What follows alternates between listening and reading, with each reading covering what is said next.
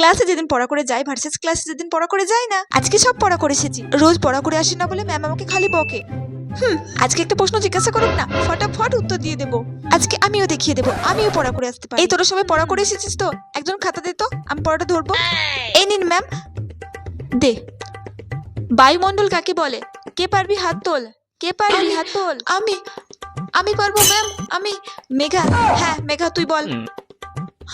ধুর ব্যাং, আমাকে তো ধরলোই না, ভালো লাগে না। পরের দিন, ধুর বাবা, কত করে পড়াটা মুখস্থ করার চেষ্টা করলাম, কিন্তু কিছুতেই মুখস্থ হলো না, ভালো লাগে না, আজ তো আমি কিচ্ছু পারবো না। এক কাজ করি, লুকিয়ে পড়ি। কিন্তু এখানে কোথায় লুকোবো?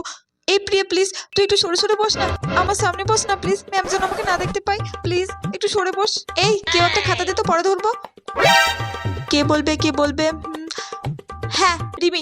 এই রিমি, আমার সাথে কেন এরকম হয়? কালকে পড়াটা করে আসলাম, ম্যাম পড়া ধরলো না, আজকে যেই পড়া করে আসিনি অমনি ম্যাম পড়া ধরেছে।